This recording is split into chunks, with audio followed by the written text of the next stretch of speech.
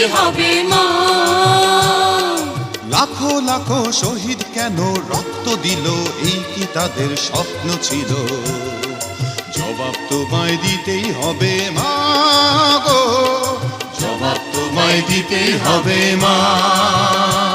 তোমার রক্তে ভেজা এই না মাটি, জীবন দিয়ে রাখবো খাঁটি। শপথ নিলাম আজকে তরুণ ছাত্র ছাত্রী দল, মা। ৭১-এর মা জননী,